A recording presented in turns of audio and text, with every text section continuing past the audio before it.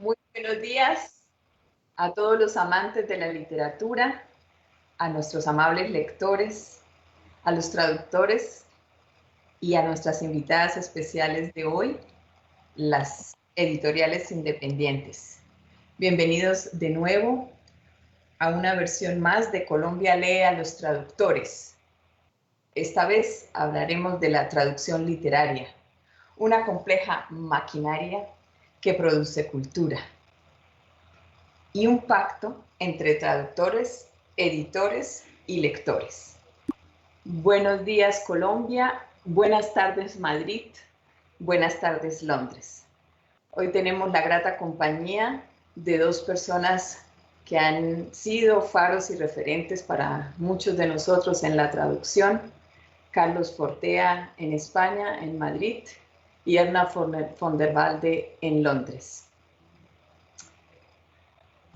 Erna von der Walde estudió Filosofía y Letras en la Universidad de los Andes. Tiene una maestría en Literatura Inglesa de la Universidad de Warwick y un doctorado en Literatura de la Universidad de Essex, en el Reino Unido. Ha sido docente de Literatura y Estudios Culturales en la Universidad de los Andes, la Universidad Javeriana y el Instituto Caro y Cuervo de Bogotá, además de las universidades de Duke y de Nueva York en los Estados Unidos. Es traductora del inglés, el portugués y el alemán al español. Es además ensayista e investigadora independiente en las áreas de cultura y literatura latinoamericana y colombiana. Es ganadora de la beca de IDARTES en el año 2016 y con ella tradujo el volumen Preludio, seguido de Casa de Muñecas de Catherine Mansfield, publicado en la serie Del libro al viento, de la que hablaremos más adelante hoy. Ha sido jurado de esta beca de traducción de IDARTES y de otros concursos del Ministerio de Cultura en Colombia. Te cedo la palabra, Erna, entonces vamos a empezar nuestro diálogo. Muchas gracias, Marisa. Muchísimas gracias por esta invitación, que me honra muchísimo y que me encanta poder participar de una conversación sobre este tema. Y tengo el honor de presentarme doctor en filología alemana, traductor literario con más de 130 títulos publicados de autores clásicos como Stefan Zweig y modernos como Nino Hartwig, o la biografía de Kafka escrita por Rainer Stach, galardonada en el 2018 con el premio Ángel Crespo de traducción. Es autor de novelas juveniles, entre ellas El diablo en Madrid, A tumba abierta, y para público adulto, Los jugadores, que fue finalista del premio Espartaco de la Semana Negra de Gijón, y El mal y el tiempo. Ha sido presidente de ACE Traductores y decano de la Facultad de Traducción y Documentación de la Universidad de Salamanca. Actualmente es profesor de traducción en la Universidad Complutense de Madrid y miembro de la Junta de Escritores de España. Buenas tardes, Carlos. Buenas tardes, muchas gracias. Te cedemos la palabra. Gracias, buenos días Colombia, buenas tardes. En primer lugar también tengo que agradecer calurosamente la invitación que se me ha brindado. Les puedo asegurar que a pesar de la distancia es una gran emoción para mí poder hablar para Colombia. Voy a proceder a presentar a nuestra tercera participante en la mesa, Maritza Adriana García Arias, nacida en 1969 en San Vicente de Chucurí, en el departamento de Santander, en Colombia. Vivió durante más de 15 años en Zúrich y tiene la doble ciudadanía suiza y colombiana. Pero, como ella gusta de decir, se siente en casa en buena compañía, no importa el lugar. Es licenciada en idiomas de la Universidad Industrial de Santander de Bucaramanga y traductora de alemán e inglés al español por la Escuela de Lingüística Aplicada de Zúrich, en Suiza. Trabajó como traductora del ámbito deportivo en Suiza y después dedicó varios años a los viajes de investigación sobre poética, arte y religiones de otras culturas en Asia, Europa y América Latina. Escribe poesía y participó en el Festival de Poesía de Medellín en 2012 y en la temporada de Letras de Pasto en 2013. Es miembro activo de la Asociación Colombiana de Traductores, Terminólogos e Intérpretes y, siendo su presidenta en 2016, codirigió la cantera de traductores que la asociación organizó junto con la Asociación Mexicana de Traductores Literarios, AMETLI, y el Instituto Caro y Cuervo. Ganó la beca de traducción de IDARTES en 2017, con la que se publicó La Marquesa de O, de Henry von Kleist, en la colección de clásicos de la literatura universal ya mencionada, El libro al viento. Fue miembro del jurado de las becas de traducción del Ministerio de Cultura en 2018 y tradujo también el capítulo de cuentos de la obra Sobre el río, un viaje a lo largo del Bajo Magdalena en Colombia, de la fotógrafa e investigadora suiza Miriam Wiertz, publicada en febrero de este año. Muchísimas gracias. Y aquí también un saludo muy especial y un agradecimiento a la Cámara Colombiana del Libro y a la gestión de nuestro gremio, la Asociación Colombiana de Traductores, Terminólogos e Intérpretes, porque este accidente que tantas cosas ha causado para todos nosotros este año, también ha hecho posible que se haga visible lo tantas veces invisible, el trabajo del traductor. Estamos convencidos de que en este caso, afortunado accidente nos va a permitir abrir un nuevo capítulo y consolidar nuestra participación como traductores editoriales en la historia de la literatura colombiana. Agradecemos este diálogo y esta apertura y esperamos que se inaugure un capítulo que dé voz a este trabajo que se viene realizando hace mucho tiempo en Colombia, como en el resto del mundo.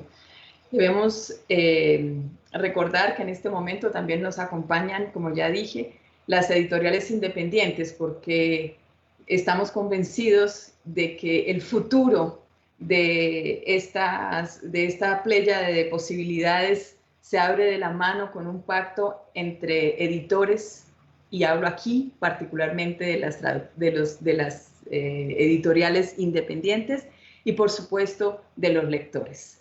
Gracias a la Cámara Colombiana del Libro por abrir este espacio.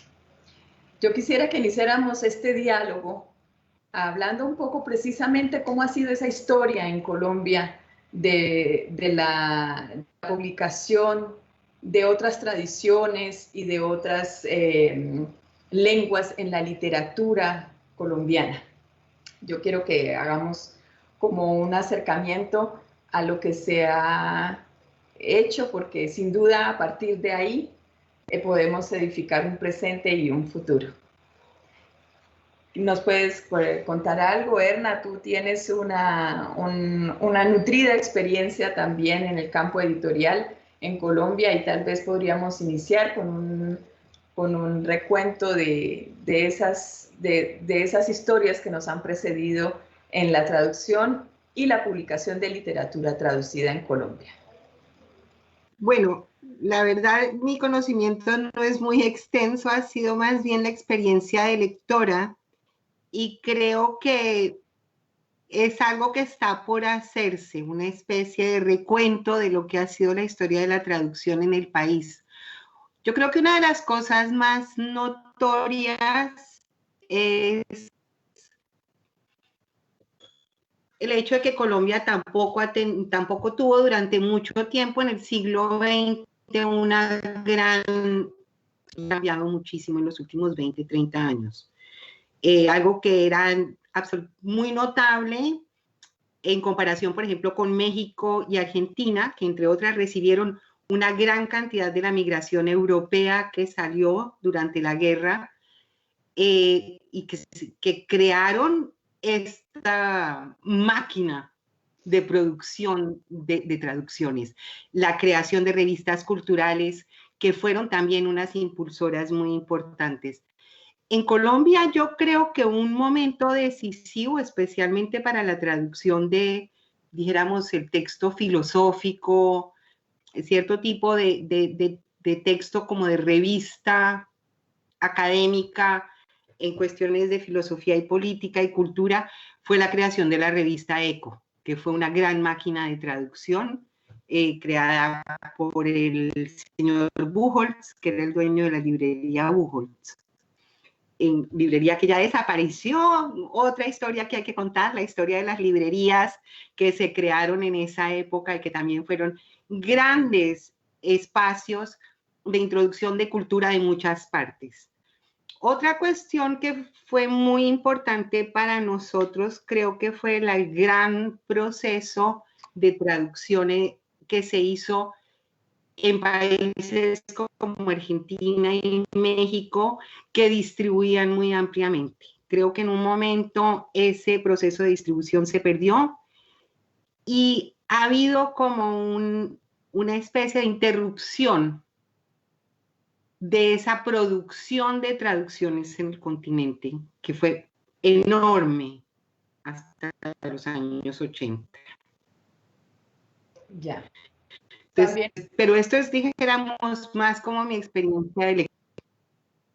Sí, sin duda que existe, digamos, una idea tácita, diría yo, en el ámbito colombiano con respecto a la producción de literatura traducida que está íntimamente ligada con los costos que implica cubrir los honorarios de traducción y el que se le sumaría, digamos, a la cadena de producción del libro como un costo más, que ahí quisiera hablar más de inversión que de costo, pero digamos que es como la idea que flota en el aire.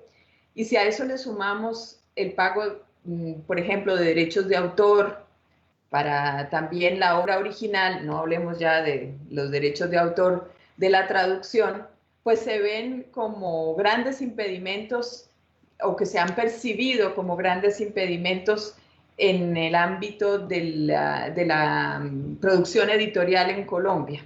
Yo creo que existe una idea muy marcada y que nadie expresa abiertamente, pero que todos los que estamos o que somos vecinos de ese mundo aquí en Colombia sentimos, y es que no hay dinero para las traducciones.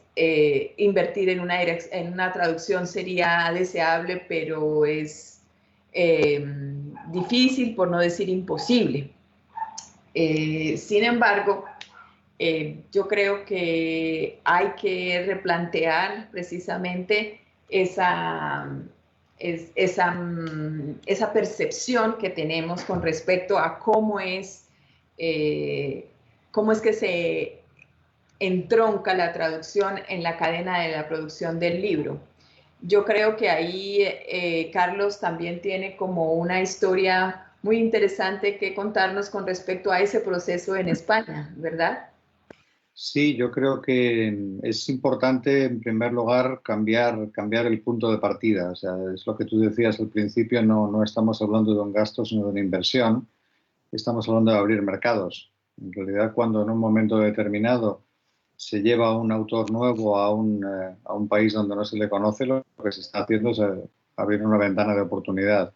Pero además de eso, no se puede ignorar que hay numerosos países de las lenguas de cultura tradicionales, por así decirlo, estoy refiriéndome a Europa, 80 y 90.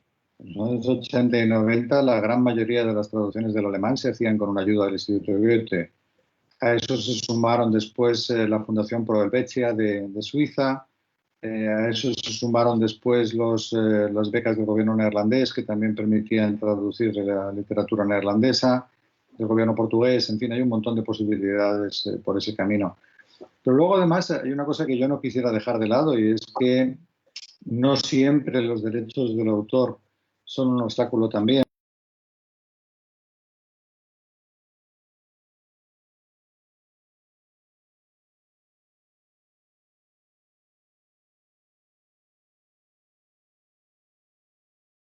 4 primeras décadas del siglo XX están libres y son décadas abundantes en grandísimos autores, ¿no? En el ámbito germanoparlante especialmente hay una generación ahí muy particular de la que vale la pena hablar. Sin duda, a mí me ha sorprendido siempre cómo vivimos en la idea de que gran cantidad de cosas de la cultura occidental parece que vinieron dadas y todas ellas nacieron en los años 20-40 en Centro Europa, ¿no? Estoy hablando, empezando por el gran cine. El gran cine americano no es tanto americano como obra de los exiliados que se marcharon allá, como Billy Wilder, por ejemplo, que era vienés, o como tantos otros autores, pero es que es obra de aquella época el psicoanálisis, es que es obra de aquella época el sionismo, es que es obra de aquella época la arquitectura moderna, es obra de aquella época casi todo. Realmente es realmente una época muy fructífera, ¿no? en la cultura occidental. Y dentro de eso tiene una literatura fastuosa, especialmente yo diría la austríaca, que es mi favorita.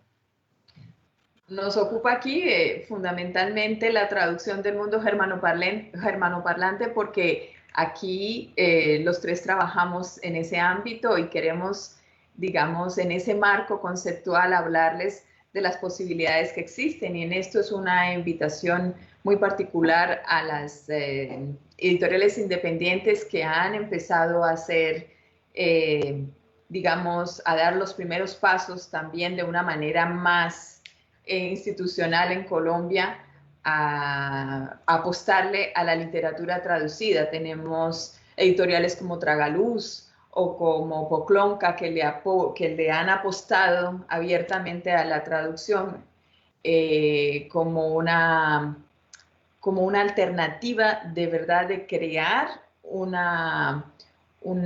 filón, por decirlo de alguna manera, porque ahí hay una enorme riqueza de literatura traducida, porque no olvidemos que los traductores, en tanto que autores de las traducciones son autores de esas obras, y ahí también entramos en ese terreno espinoso de reconocer o de desconocer, hay que decirlo abiertamente y sin miedos, los derechos patrimoniales y morales, obviamente que también el traductor como autor de esa nueva versión de la traducción debe reconocerse en él.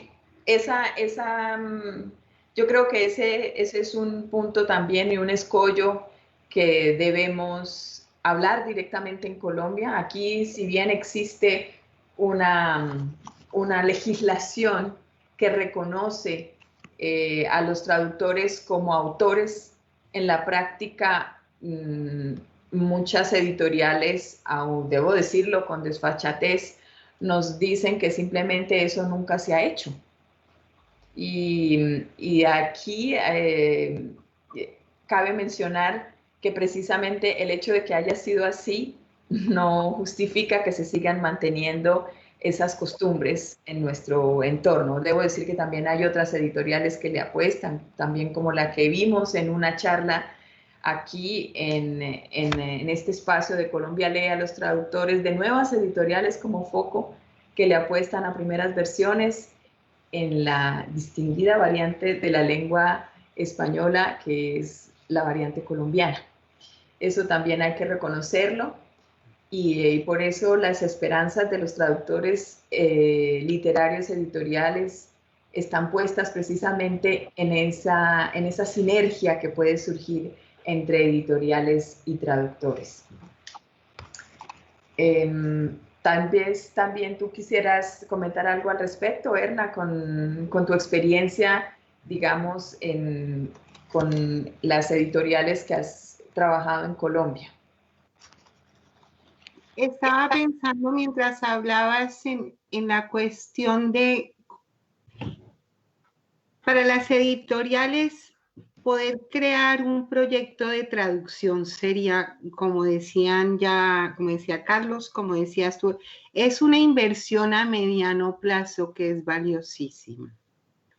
Y creo que incluso ir como creando series de obras traducidas en ese sentido de lo que ya, recogiendo un poco lo que ya de lo que ya se ha dicho, en este momento se libera, por decirlo de alguna manera, al dominio público un acervo de literatura que es absolutamente impresionante.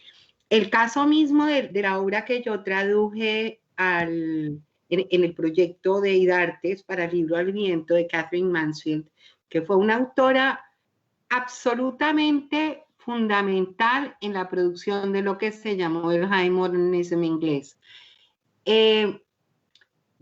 eso se pudo traducir básicamente porque ya eso es de dominio público. Es decir, estamos en una posición en donde un proyecto editorial, en donde las editoriales se aventuraran, por decirlo de alguna manera, a ir creando series que pudieran ir impulsando esto.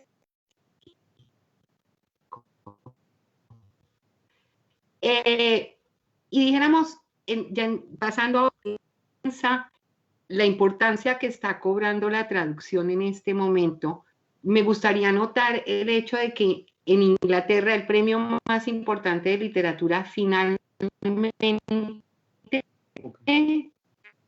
creó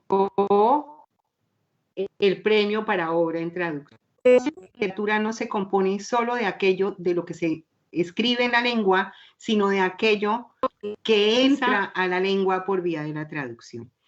Y una tercera instancia en ese sentido es la literatura latinoamericana del siglo XIX. Como bien señala Roberto Schwartz, un crítico brasileño, nosotros antes de escribir novelas ya teníamos un público lector de novelas. ¿Por qué? Porque entraban las novelas en traducción. La creación de un público de novelas posibilitó la novela, porque ya había unas sensibilidades creadas. Entonces, hay toda una dimensión que abre el espacio de la traducción, que para una editorial es una apuesta que tiene que irse más allá de la idea de los costos, etcétera, etcétera. Claro, todo cuesta, siempre va a costar. Pero el valor agregado, por si tenemos que estar poniendo estas cuestiones en términos económicos, el valor agregado de tener un programa de traducción, una serie de obras traducidas, es enorme. ¿Y por qué traducir entonces? Yo quiero que hagamos o que aventuremos una respuesta de por qué traducir. ¿Por qué traducir en este caso literatura de otras lenguas al español? Más allá de lo que ya hemos dicho, ¿qué argumentos podemos aducir en este momento que enriquezcan este diálogo? ¿Por qué merece la pena traducirse literatura del ámbito germánico, por ejemplo, al español? Empezando por el principio, porque no estamos solos en el mundo. Quiero decir, yo tengo una curiosidad permanente por saber qué es lo que está pasando fuera de mi país y qué es lo que está ocurriendo en culturas ajenas, ¿no? Que al final acaban influyendo en la nuestra y acaban influyendo unas en otras a través de la traducción. Hay una frase maravillosa de George Steiner que dice que sin traducción habitaríamos provincias habitadas por el silencio. Y es completamente cierto, y a veces no nos damos cuenta de las consecuencias que eso tiene, ¿no? No hay todo el proceso revolucionario del siglo XX sin el Capital de Marx traducido. No lo leyeron en alemán en Rusia. Esto es así también, ¿no? Y muchas veces nos olvidamos de eso. No hay psicoanálisis sin que se traduzca Freud. No lo leyeron en alemán en Argentina. No es una cuestión de lengua original, sino precisamente de lengua traducida, ¿no? Y la gran mayoría de las corrientes que mueven el mundo acaban corriendo de un país a otro a través de nosotros. Es motivo más que suficiente. Si a eso se añade, desde un punto de vista menos ideal, pero mucho más pragmático, que es una enorme corriente económica, los libros también son productos, ¿no? Igual que otras mercaderías que intercambiamos. Y entonces, bueno, pues tienen su propio valor económico también.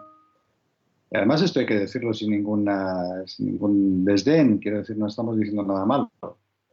Así es. ¿Y tú qué opinas, Erna? ¿Por qué traducir? Casi que por todo. Creo que todo lo que dijo Carlos lo suscribo inmediatamente.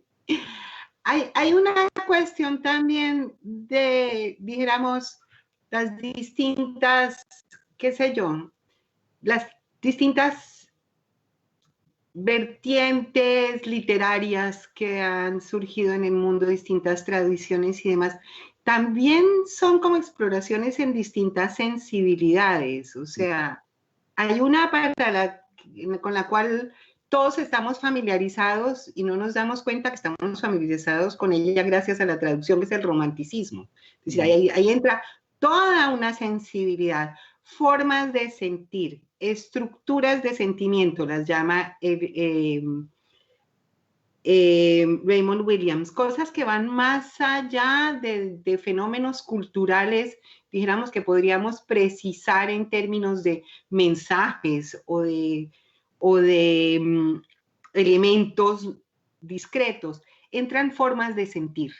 Y estas formas de sentir también nos conectan, casi como, por decirlo de una manera un poco que va a sonar excesiva, nos conectan como una especie de sistema nervioso contemporáneo, de sensibilidades, y también nos conectan con sensibilidades del pasado, que las reactivamos. Es como un proceso casi arqueológico, ¿no? De pronto entramos a un espacio del pasado a través de estas lecturas que nos llevan a unas maneras de sentir distintas. Y yo creo que esa es toda una exploración. Si lo pensamos en este momento en donde todos nos hemos vuelto unos consumidores absolutamente adictos de Netflix y de todo este tipo de cosas, después de un cierto número de series de Netflix, uno se siente espiritualmente vaciado. Poder entrar a un nuevo mundo en donde la gente sienta unas cosas distintas, los finales sean distintos, los procesos a los que nos someten estas obras son experiencias en sí misma. O sea, sin levantarte del sillón. Sin duda, como lo decíamos. ¿Me permites que añada algo, Maritza? Sí. Un argumento que parece negativo, pero no lo es un argumento paradójico. No traducir es una forma de censura. Hay cosas por ahí que no llegamos a saber porque no nos las cuentan. Y creo que eso también es importante. La traducción también es una grieta de la libertad. Y en esa línea diría yo y añadiría que también los temas que nos trae la literatura son precisamente la apertura o lo que hace que esa grieta se amplíe, porque pensamos de pronto en cosas que no son o que no forman parte de nuestro día a día o de nuestra cultura como tal. El abordar nuevos temas también en la literatura nos hace pensar y nos hace sentir de una manera diferente. Yo quisiera agregar a lo que ya se ha dicho también un argumento con respecto a la particularización, por ejemplo, en este caso de la lengua alemana. Al traducir nosotros obras producidas en Alemania, en Suiza o en Austria, particularizamos nuestro conocimiento de esa cultura que si no nos parece homogénea desde la distancia de la ignorancia, desde la distancia que nos da el no conocer a fondo esas culturas, nos parece que es un prado igual Alemania, Austria o Suiza. Y precisamente la lupa de la literatura nos acerca a ese accidente maravilloso que es un lugar, un momento y una historia particular. Y sin duda me podrían ustedes confirmar también que si hablamos de la literatura suiza o de la literatura alemana o de la literatura austriaca, estamos hablando de planetas distintos, sí, aunque tengamos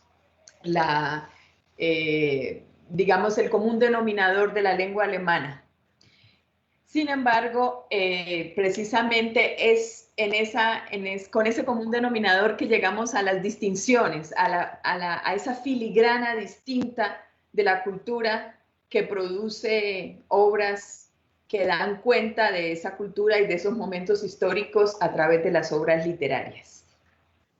Yo aquí quisiera, de todas maneras, resaltar de nuevo todo lo que ha hecho IDARTES a través de su maravillosa colección del libro al viento para atraer al amplio público de Colombia obras de la literatura universal que han sido y que precisamente por su sensibilidad, por los temas que abordan de relevancia y que nos llegan por primera vez a través de un programa como el Libro al Viento. Para quienes no lo conocen, fuera de Colombia, es una maravillosa iniciativa de la Secretaría Distrital de Artes de Bogotá. Tiene diversas colecciones, pero esta que está disponible de forma electrónica y de forma física, lo que trata es de difundir en libros de pequeño formato obras de la literatura universal y ponerlas al alcance del público amplio de manera gratuita en lugares públicos, como el Transmilenio, que es el transporte público de Bogotá, en parques, en cárceles y en bibliotecas de colegios en todo el país. Entonces es una democratización también precisamente de todo lo que estamos diciendo. Así absorbemos de esas tradiciones de una manera mucho más cercana y a la mano. Entonces, a mí me parece que vale la pena resaltar esa labor de IDARTES, que precisamente nos dio la posibilidad a nosotros de encontrarnos precisamente a quienes estamos en este diálogo desde diferentes perspectivas. Carlos ha sido jurado de IDARTES de la beca, y Erna ha sido becaria y jurado de este concurso también. Aquí también vale la pena, destacar la labor que ha hecho la ACTI de la mano de la Secretaría Distrital de Artes, porque ha dignificado precisamente a quienes hacemos esta labor de manera profesional, con un pago decoroso por lo que hacemos, por este trabajo. Nos permite reconocernos como autores en la portada del libro, y esto es una invitación a todas las editoriales a que entendamos que de verdad, cuando hay una voz que media entre la obra original y la traducción, merece estar en la portada de un libro, porque no leemos al autor original, sino al traductor en la lengua traducida. Y no poca cosa ha hecho también IDARTES al reconocer los derechos patrimoniales del traductor y devolverle tras 2 años esos derechos para que él pueda disponer de ellos y volverlos a negociar. Ese modelo de editorial, ese modelo de acuerdo entre la editorial y el traductor debe ser una inspiración para el trabajo que seguramente vamos a iniciar en Colombia de una manera más prolífica. Aquí, no sé si ustedes quieran comentar algo más con respecto a toda esta iniciativa de IDARTES, que ustedes también conocen. O Carlos, cuéntanos.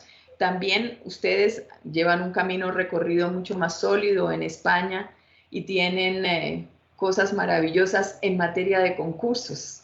Tienen una bella experiencia que puede ser aplicable en otras latitudes.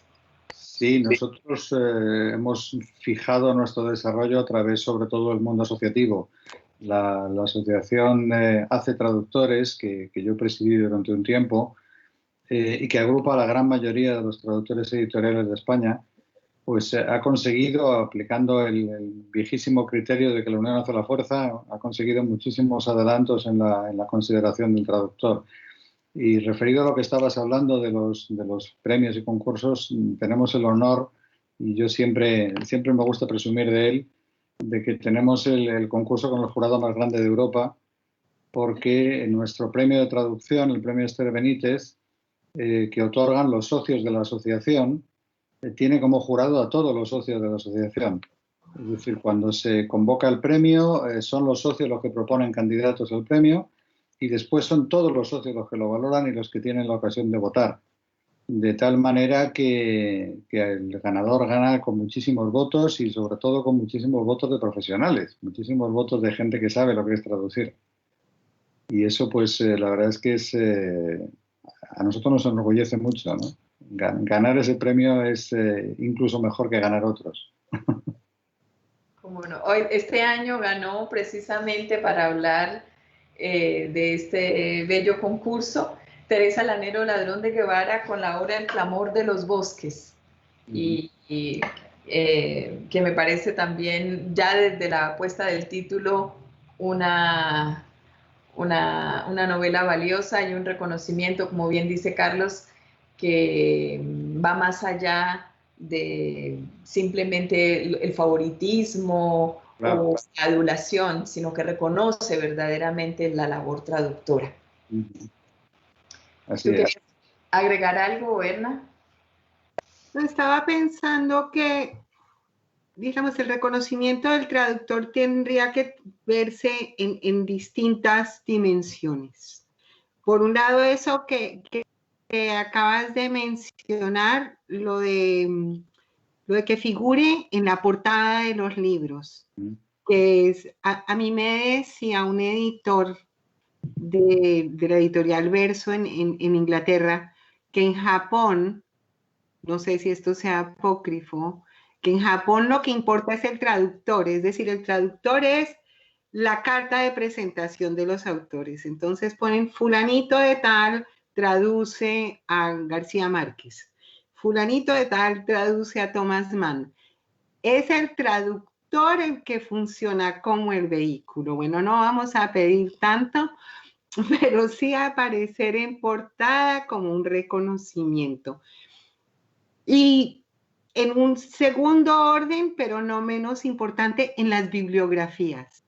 Es terriblemente frustrante cada vez que uno ve un libro académico que cita autores en traducción y no dicen quién ha traducido. Más cuando algunos autores tienen muchas traducciones distintas y queda muy difícil entenderse con todo dijéramos, esta galaxia tan enorme del mundo de la traducción.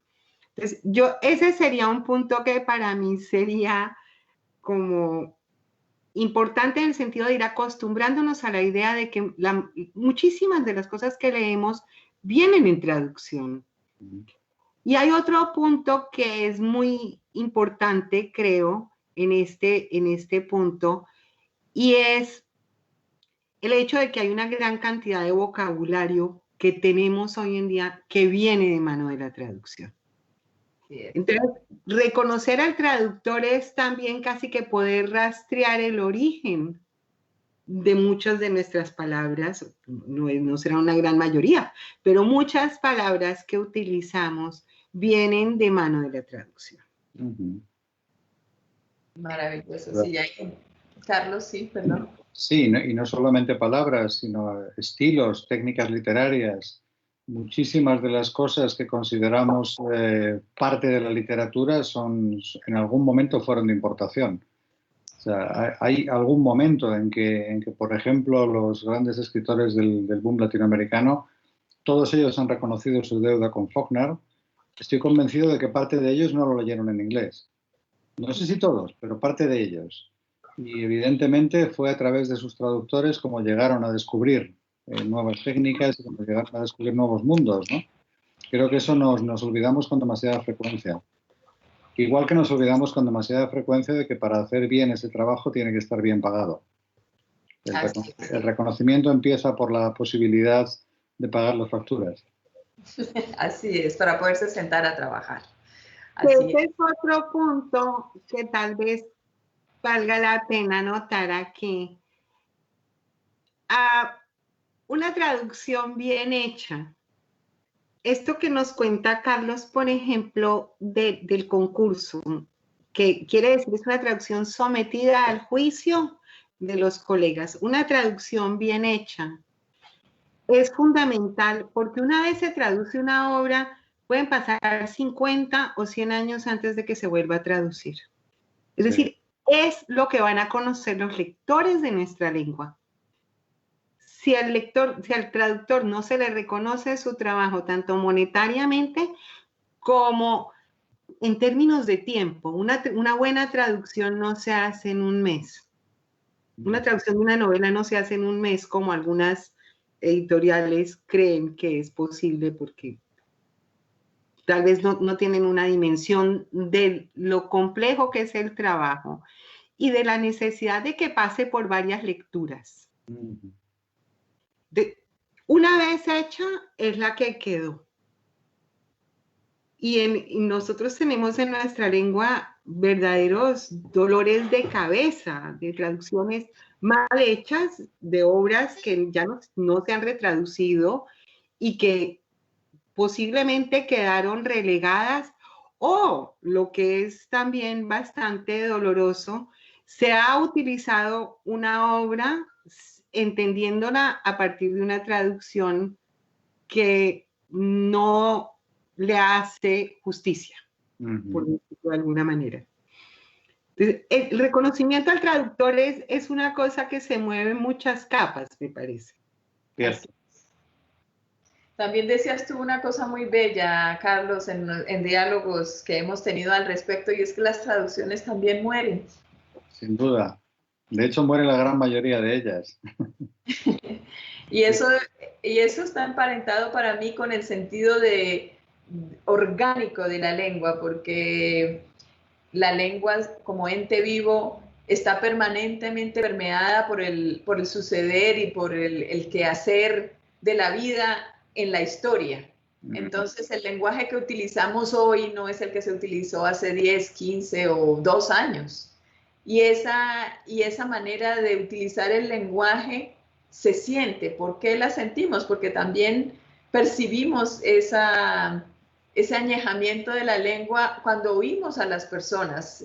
Nosotros podemos percibir claramente quién nos habla o de qué manera nos habla o de qué altura de la edad nos está hablando a través del uso de la lengua. Y eso se aplica entonces también a la lengua escrita. Entonces no quiere decir que si una traducción se hizo ya quedó inmortalizada eternamente en esa versión, sino que es como un retrato del momento histórico, además, donde se produjo esa traducción. Sí. Y ahí me parece que esa conciencia de organismo vivo que es la lengua cobra aún más vigencia. Sí, aunque hay excepciones, afortunadamente también. Hay traducciones que consiguen elevarse tanto en su nivel lingüístico, en su nivel literario, traducciones que consiguen tanto convertirse en obras de la lengua de destino que ya no se van. Yo estoy convencido, por ejemplo, siempre pongo el mismo ejemplo y siempre se malinterpreta porque parece que me refiero por quien lo hizo y no es por quien lo hizo, sino por la obra. La traducción de las Memorias de Adriano de Marguerite Yourcenar que hizo Julio Cortázar, nadie se atreve a encargar otra. Porque no porque la hizo Cortázar, sino porque es magnífica, es una obra literaria plena, ¿no?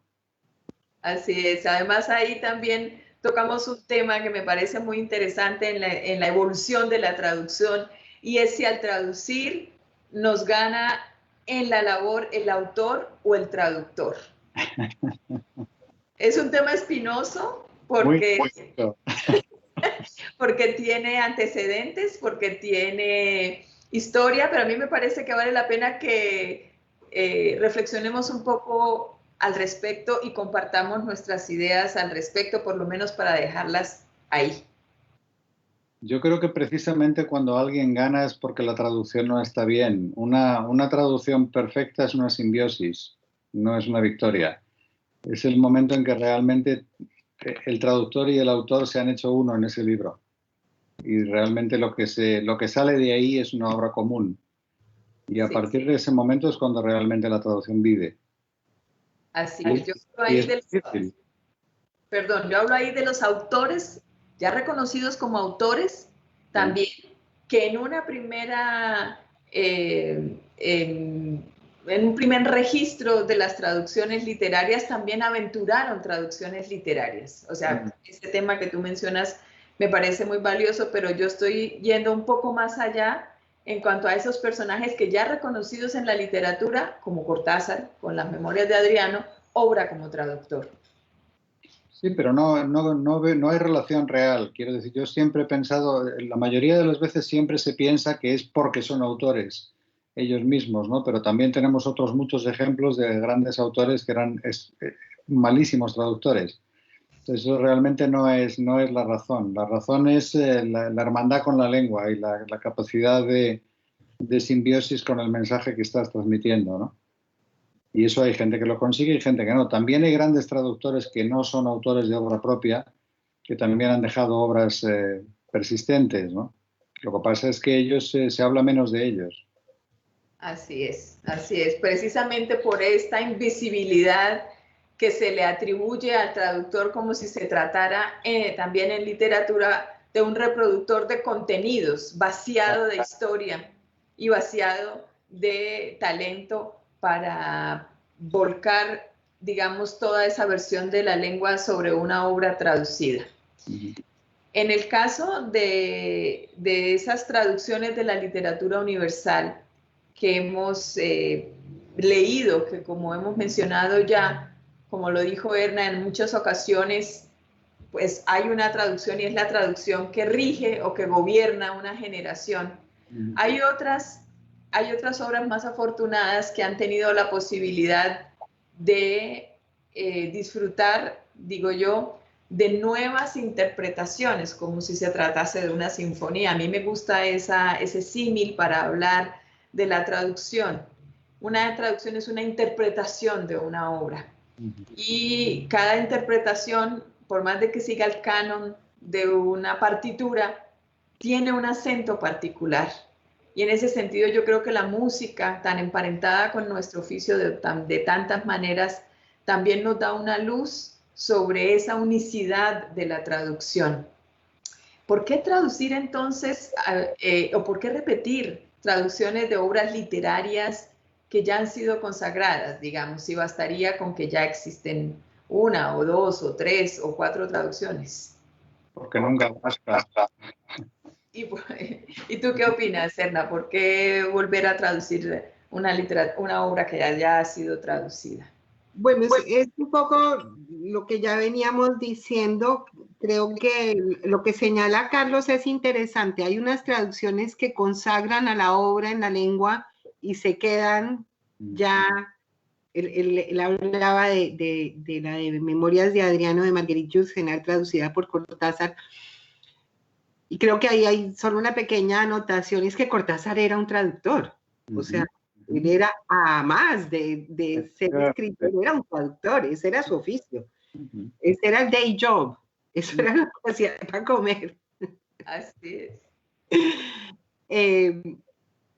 Entonces, ese es el caso de una, dijéramos, producción, de una fusión afortunada que no siempre se da.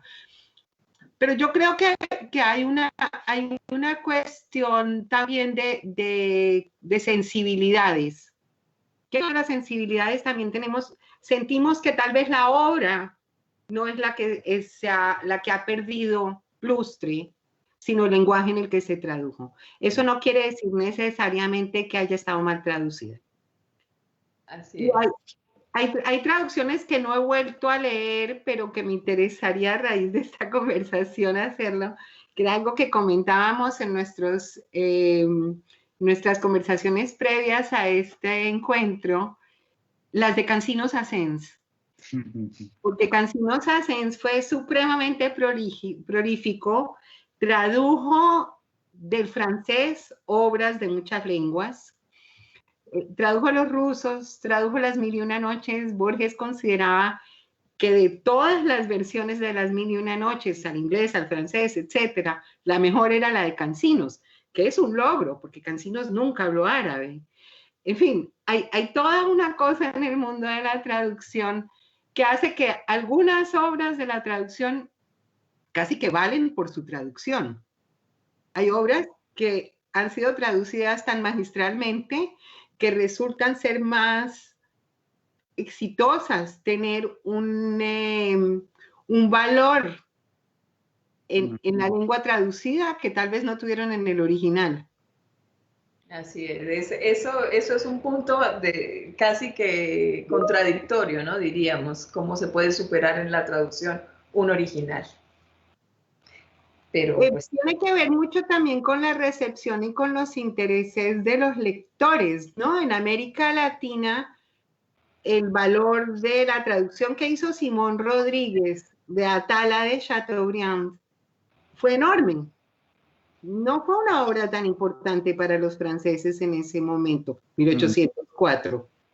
No era exactamente lo que más les importaba en medio de las cuestiones que estaban pasando. En América Latina, en Sudamérica fue importantísimo, Tala.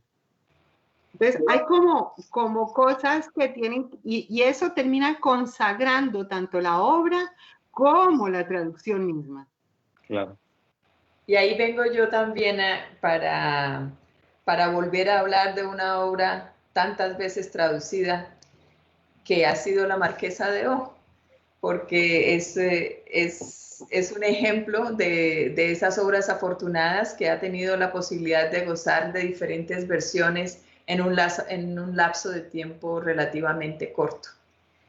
En el 2017 tuve la oportunidad por la beca de IDARTES de traducir por 7ª vez La Marquesa de O en el marco de la beca del libro Al Viento. Esa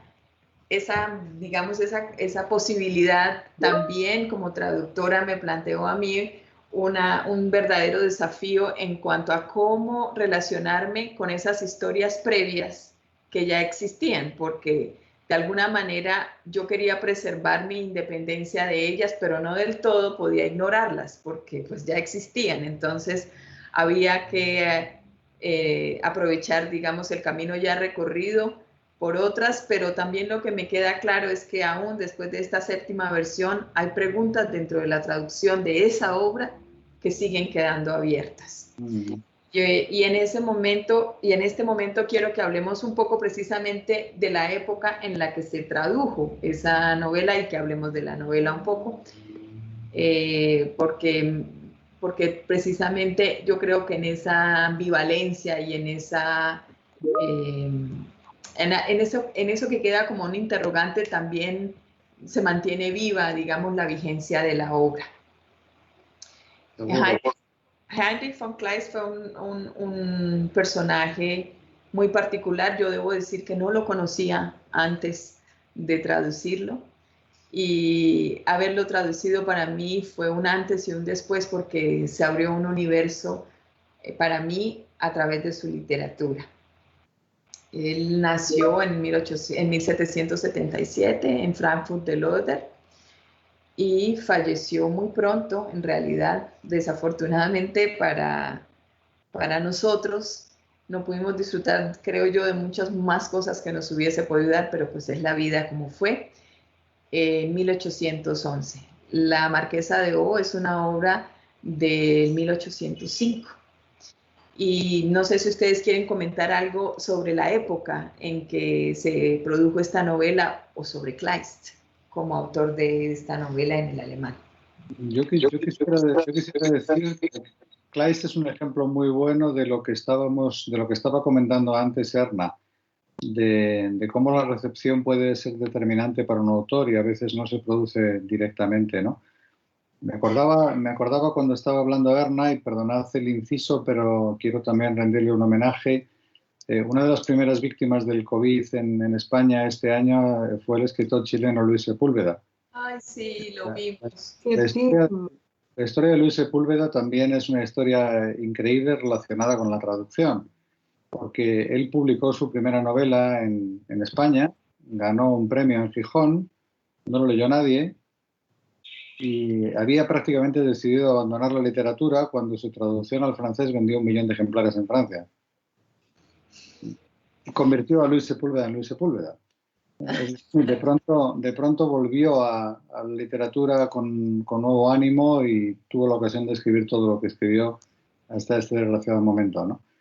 En muchas ocasiones eso ocurre así. Hay autores que viven en traducción y no viven en su propia obra inicialmente, o autores incluso, como el caso de Kleist, que no viven durante su vida. En el caso de él, a él no lo leyó nadie, y no lo leyó nadie porque su forma de escribir era completamente distinta de lo que estaban haciendo en esa época.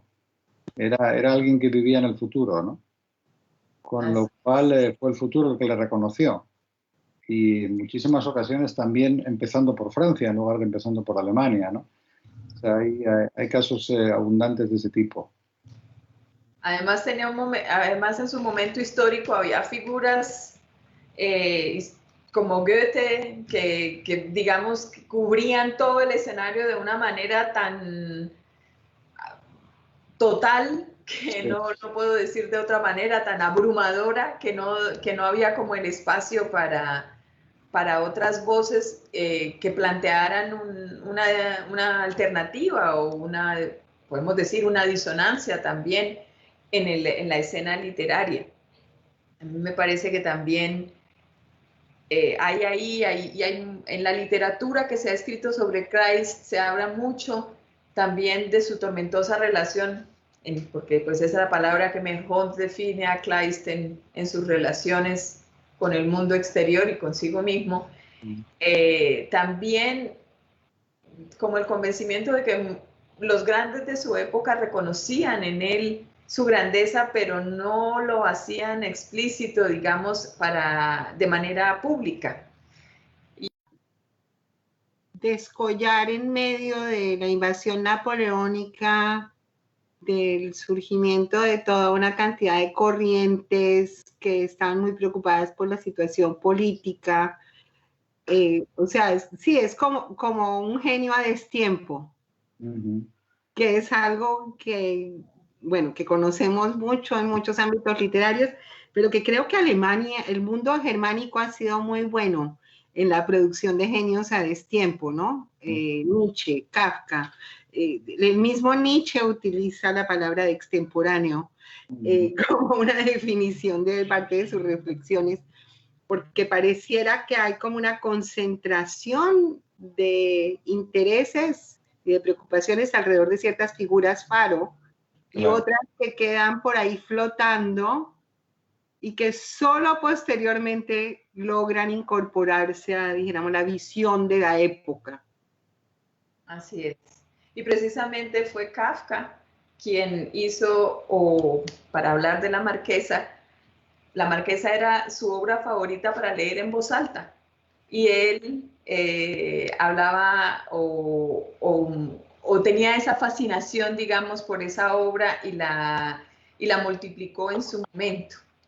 Yo quiero invitar a todos los lectores a que aprovechen la posibilidad de leer la versión colombiana de La Marquesa de O, que está disponible en línea y que en la página de IDARTES, y que se nutran, digamos, también de esa posibilidad que está abierta no solo para Colombia, sino para el mundo, porque está en línea y abierta para todos. Bueno, se nos está agotando el tiempo, pero yo quisiera, como una ronda final, pedirle a cada uno que se despidiera con un pensamiento sobre estas conversaciones que hemos tenido y estos encuentros que nos han permitido encontrarnos, salir de nuestra rutina solitaria de trabajo para dialogar. Y quisiera que a modo de colofón compartiéramos algo con lo que ustedes quisieran dejar al gran público que nos acompaña hoy y para despedirnos. Erna, comienzas tú. Comienzo yo, no sé muy bien qué decir, salvo que estoy enormemente agradecida de haber podido participar en esta conversación y que espero que podamos hacer muchas más, porque creo que el tema apenas logramos tocar 2 o 3 puntos importantes, pero es tantísima la cantidad de ideas que salieron, y que creo que pensar más sobre la traducción puede enriquecer muchísimo nuestra visión de todo, de la cultura, de la misma literatura, cuya centralidad se cuestiona tanto, y sin embargo sigue siendo un vehículo tan interesante y tan importante y tan central en no solo en nuestro quehacer, sino en una manera de transportar cultura alrededor del mundo. Así que, bueno, muchas gracias a ambos, a Maritza, a Carlos y a todo el personal que nos estuvo apoyando para que esto fuera posible. ¿Ves lo que pasa? Te dejé hablar primero y me dejaste sin nada que decir. Sí, básicamente la idea que quiero manejar es esa misma, ¿no? Que tenemos que tener más conciencia de cuál es nuestro papel, ¿no? la idea de que los traductores estamos aquí para aportar algo a nuestra literatura, no como siempre se piensa, que parece que trabajamos para otros, ¿no? Y realmente no trabajamos para otros. También trabajamos para otros, pero sobre todo trabajamos para la literatura en la que escribimos, la literatura de nuestra propia lengua, ¿no? Eso es lo que quería decir, y por supuesto agradecer muchísimo la oportunidad de estar esta tarde con vosotras, que es un honor y un placer. Muchísimas gracias, Carlos. Erna, bueno, a mí me va quedando aún menos, pero agradezco enormemente la posibilidad de haber dialogado con ustedes, y aprovecho este minuto para invitar a todas las editoriales independientes colombianas que están en noviembre precisamente haciendo todo un programa para poner de relieve su trabajo con Yo Leo Independiente, para que ustedes también hagan de esta posibilidad Yo Traduzco Independiente. Estoy seguro y segura de que hay muchos colegas que respaldan el deseo de entablar un diálogo con ustedes, editoriales independientes, recalco, porque de la esperanza está con ustedes, para que le regalemos a nuestros lectores la posibilidad de abrirse a nuevos mundos, a nuevas sensibilidades y a nuevos temas. Muchísimas gracias por habernos acompañado, a la Cámara Colombiana del Libro por este espacio, a la ACTI por su siempre activa labor en pro de la traducción en Colombia, y a ustedes, Erna y Carlos, mi agradecimiento en nombre de toda la agremiación por habernos regalado esta hora de diálogo, y a todos los escuchas, mil gracias.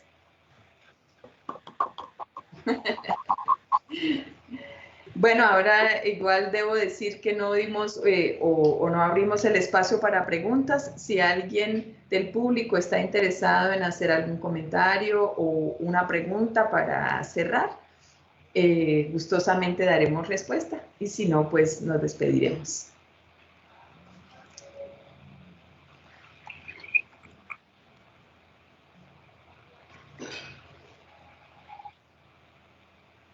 Bueno, parece que hemos dejado a nuestro público sin habla. Esperamos que sea por la alegría y el entusiasmo que nos significa compartir y tener esta oportunidad de hablar de estos temas, y no por otras razones. Y bueno, a ustedes también muchos éxitos con la labor, con lo que están haciendo en sus proyectos de traducción. Y bueno, también que sigamos encontrándonos, y como propuso Erna, que busquemos también estos espacios de diálogo, porque yo sí creo que de ellos nacen ideas, proyectos que no solamente nos benefician porque nosotros queremos este oficio, sino que van en pro no solamente de nuestros lectores, sino de un mundo mejor, más ahora en que estamos tan urgidos de alternativas y de horizontes en este año tan particular. ¿No les parece? Completamente de acuerdo. Sí. En efecto. Sí, de verdad que es un placer poder sentir que podemos aportar desde nuestras pasiones a un mundo mejor.